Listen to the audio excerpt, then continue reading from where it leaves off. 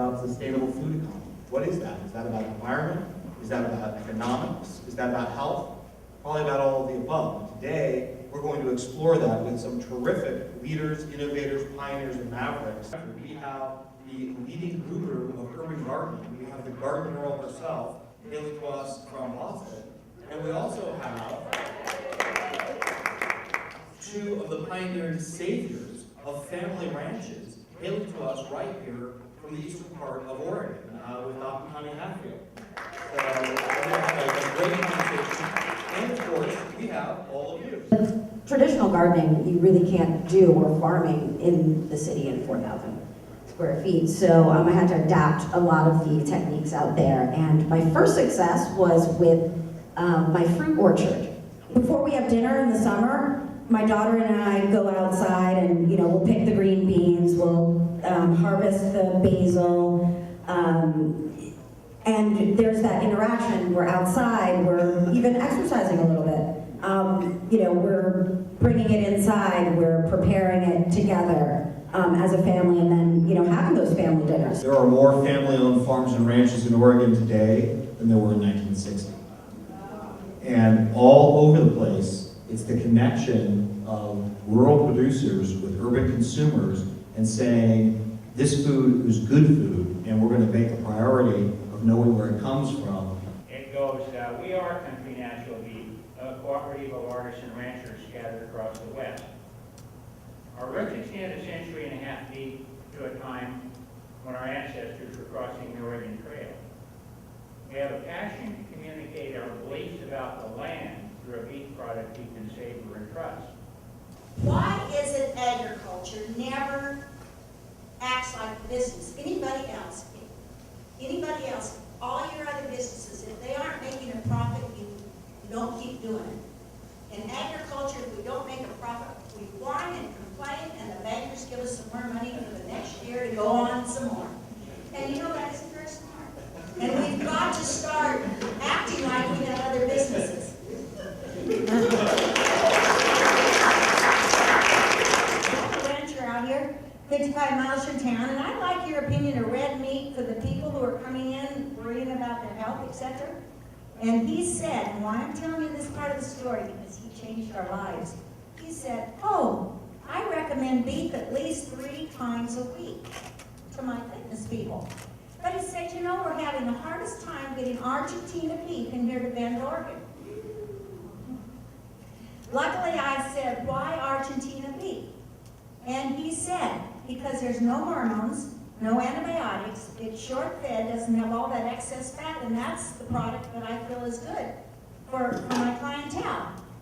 Well, as I drove home, I said, you call yourself a rancher, you're going broke, we could probably produce that. We never thought of it. We just sold our calves when they came off their mothers in the fall, put them on a truck, and away they went. And Chicago told us how much we got for them that year. It was the commodity market. They got mixed up with everybody, and we never knew what was going on. But as ranchers, we were true to whining about, things are so hard. We started with a goal and a vision, and we used that goal and vision to build relationships with everyone from the land to the final consumer. So the first year out, we marketed 200 head, and 2 years ago we reached $50 million in sales with over 100 ranches and over 6 million acres, Food Alliance certified. And our total capital assets, total capitalization in that company is less than $30,000 because we mobilized cattle and people that were already there to reach the consumer. Right now our country is in the midst of a massive health crisis. Statistically, people who are kids today have a shorter life expectancy than all of us who are grown-ups. That's the first time in more than a century that a generation has a shorter life expectancy than the generation prior to it. We have huge issues with childhood obesity. We have huge issues with the quality of food in schools. We have, I used some of the buzzwords earlier, but we have food deserts. We have entire neighborhoods, entire communities where there's not a single grocery store where you can access fresh produce or fresh beef. There's these giant areas that have no grocery stores in town. They used to. They have the Safeway that closed down 40 years ago, the Freddy's, the Kroger's that closed down, etc. And guess what? Those communities were communities of color and communities that were lower income. And they said, you know what? Why don't we buy that abandoned Safeway and put a store right there when no one has had a store forever? And boom, that store was busy. It's one of their most profitable stores. And guess what?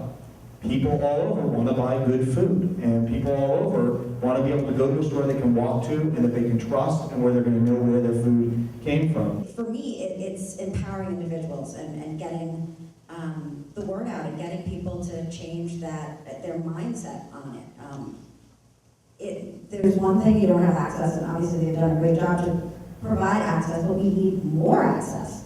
And so for me, it's just every single person has to get it within themselves and have that stamina to say no to Burger King. If we're going to actually change sustainable food in a way that actually really would get to everybody, how do we change that paradigm? How do we change that economic model? What do we need to do to counter that? Because it seems like the policy and the economics are really set up well for the current system.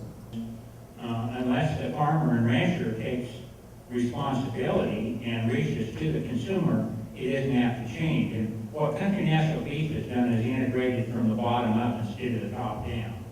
And we know everyone in the system.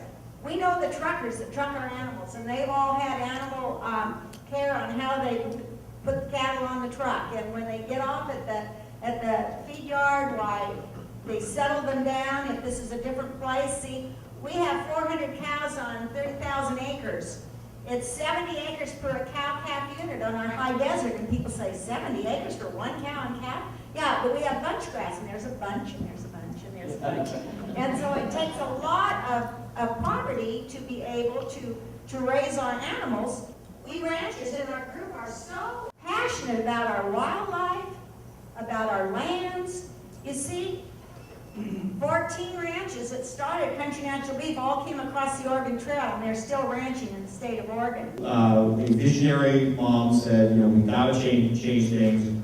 These kids have no idea where their food comes from, and we have this big, weedy area that used to be a playground, but then it was considered unsafe, and the district had no money, and the parks had no money, and so it's just a big, weedy, park-tested area. And that's now an organic garden. And we got an AmeriCorps volunteer, and we did outreach around the country, and we got curriculum, etc. And what happens is we got exempted out of the food made in a centralized kitchen, packaged with plastic and sent in, and we actually, at that elementary school, the food is made on site. I build my own soil with my chickens and rabbits, and the manure, and then also just general waste, like, I don't know if you've ever heard of lasagna gardening, but, using like cardboard and newspaper and just a lot of different things all put together. Waste is energy misplaced, so I try and reuse that as much as possible. So that's kind of how I deal with my soil and make sure that it's really nutrient rich and compost rich as well. And it's unconscionable that we raise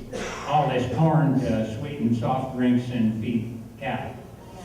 That isn't fair. Half of our cattle feed in the feed lot that we're in for about half the time. Normal feed lot is byproducts of the potato industry that otherwise would go in a landfill and create greenhouse gas. But we run it through our cows. So the humane part is a huge picture, but we know that proper grazing is better than rest because of what it does to make the root function. So the grasses on our place, usually about every 12 months to 18 months, they get bit once. So we kind of have that plan so that they can recover and can be there because we want to be there for the next 120 years.